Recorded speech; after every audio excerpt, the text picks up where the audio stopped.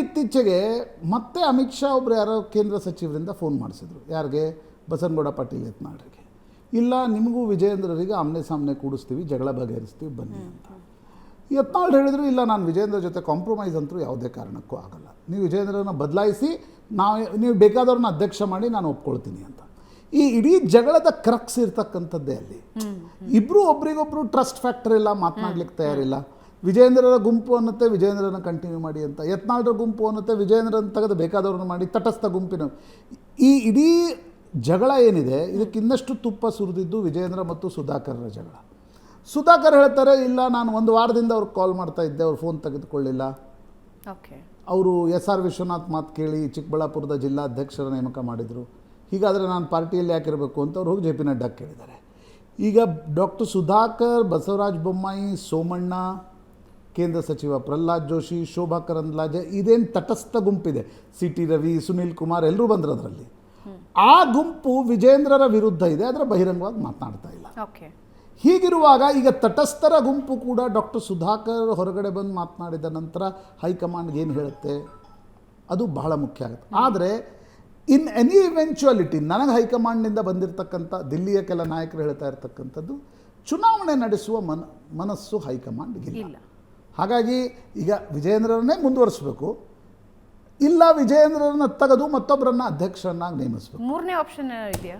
ಮೂರನೇ ಆಪ್ಷನ್ ಇಲ್ಲೇ ಇಲ್ಲ. ಈಗ ನೀವು ಅಧ್ಯಕ್ಷರನ್ನಾಗಿ ನೇಮಿಸುವಾಗ ಯತ್ನಾಳ್ ಬಣದವ್ರಂತೂ ನೇಮಿಸಲ್ಲ ಅನ್ನೋದು ಸ್ಪಷ್ಟವಾಗಿ ಕಾಣುತ್ತೆ. ಹಾಗಿರುವಾಗ ತಟಸ್ಥ ಬಣದವ್ರನ್ನ ನೇಮಿಸಬೇಕು.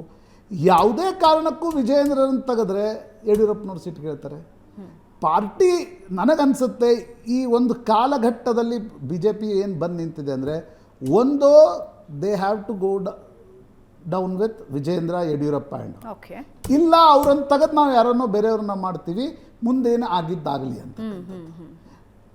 ಹೈಕಮಾಂಡ್ ಏನು ನಿರ್ಣಯ ಹೀಗಾಗಿ ಯತ್ನಾಳ್ರು ಒಂದು ಲಾಸ್ಟ್ ಪುಷ್ನ ಪ್ರಯತ್ನವನ್ನು ಯತ್ನಾಳ್, ಜಾರಕಿಹೊಳಿ, ಲಿಂಬಾವಳಿ, ಕುಮಾರ್ ಬಂಗಾರಪ್ಪ ದಿಲ್ಲಿಯಲ್ಲಿ ನಡೆಸ್ತಾ ಇದ್ದಾರೆ. ಈಗ ವಿಜಯೇಂದ್ರ ಬಣ ಮಾತನ್ನು ಒಪ್ಪಲಿಲ್ಲ ಅಂದರೆ ವಿಜಯೇಂದ್ರ ಒಂದು ಡೆಸಿಷನ್ ತಗೋಬಹುದು. ಬಟ್ ಯತ್ನಾಳ್ ಮುಂದೆ ಇರೋ ಆಪ್ಷನ್ಸ್ ಏನು ನೋಡಿ? ಈಗ ಯತ್ನಾಳ್ರದ್ದು ಒಂದು ಪಿಕ್ಯುಲಿಯರ್ ಸಿಚುವೇಶನ್ ಇದೆ. ಈಗ ಯತ್ನಾಳ್ ಬೇರೆ ನಾಯಕರ ಥರ ಆಗಿದ್ದರೆ ಇಲ್ಲ ಅವರು ಕಾಂಗ್ರೆಸ್ಗೆ ಹೋಗ್ತಾರೆ, JDSಗೆ ಹೋಗ್ತಾರೆ ಅನ್ಬೋದಿತ್ತು. ಯತ್ನಾಳ್ರ ಹೋರಾಟ ವಕ್ಫ್, ಹಿಂದುತ್ವದ ಹೋರಾಟ. ಅವರು ಉತ್ತರ ಕರ್ನಾಟಕ ಭಾಗದಲ್ಲಿ ಅಂದರೆ ಒಂದೋ ಪಂಚಮಸಾಲಿ ಕಾಸ್ಗೋಸ್ಕರ ಇದ್ದಾರೆ, ಇಲ್ಲಾಂದರೆ ಹಿಂದುತ್ವದ ಕಾಸ್ಗೋಸ್ಕರ ಇದ್ದಾರೆ. ಹಾಗಿರುವಾಗ ಯಾವ ಬೇರೆ ಪಾರ್ಟಿಗೆ ಅವ್ರು ಹೋಗ್ಲಿಕ್ಕೆ ಸಾಧ್ಯ ಇದೆ? ಆದರೆ ಇದರಲ್ಲಿ ಭಾಳ ಇಂಟ್ರೆಸ್ಟಿಂಗ್ ಇರೋದು ರಮೇಶ್ ಜಾರಕಿಹೊಳಿ ಇರೋದು. ನೋಡಿ, ಕಾಂಗ್ರೆಸ್ನಲ್ಲೂ ಸತೀಶ್ ಜಾರಕಿಹೊಳಿ ಇದ್ದಾರೆ. He is against DK Shivakumar, ಸಿದ್ದರಾಮಯ್ಯನವ್ರ ಜೊತೆ ಇದ್ದಾರೆ. ಆದರೆ ಸಿದ್ದರಾಮಯ್ಯನವ್ರ ಕೈ ಕೆಳಗಿಳಿದ್ರೆ ನನಗೆ ಅವಕಾಶ ಸಿಗುತ್ತಾ ಅನ್ನೋದನ್ನು ಎದುರು ನೋಡ್ತಾ ಇದ್ದಾರೆ. ಇನ್ನೊಂದು ಕಡೆ ರಮೇಶ್ ಜಾರಕಿಹೊಳಿ ಇದ್ದಾರೆ, ಅವರು ಭಿನ್ನಮತೀಯರು BJPಯಲ್ಲಿ, ಇವರು ಕಾಂಗ್ರೆಸ್ನಲ್ಲಿ ಭಿನ್ನಮತೀಯರು, ಅವರು BJPಯಲ್ಲಿ ಭಿನ್ನಮತೀಯರು. ಅವ್ರ ಹೋರಾಟ ಯಾರ ವಿರುದ್ಧ ಇದೆ? ವಿಜೇಂದ್ರ ವಿರುದ್ಧ ಇದೆ. ವಿಜೇಂದ್ರ ಬಿಟ್ಟು ಇನ್ನು ಯಾರಾದರೂ ಬರಲಿ ಅಂತ. ಆದರೆ ಇನ್ನೊಂದು ಕಡೆ ರಾಜಕೀಯ ಪಡಸಾಲೆಗಳ ಚರ್ಚೆ ಏನು? DK ಶಿವಕುಮಾರ್ ಮತ್ತು ವಿಜೇಂದ್ರ ಒಂದೇ ಪೇಜ್ನಲ್ಲಿ ಇರ್ತಾರೆ.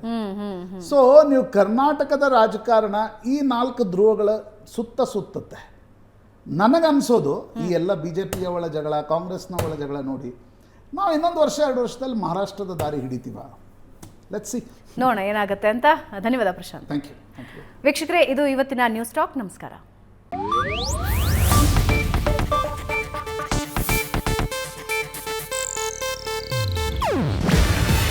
ಇದು ಏಷ್ಯಾನೆಟ್ ನ್ಯೂಸ್ ನೆಟ್ವರ್ಕ್ ಪ್ರಸ್ತುತಿ.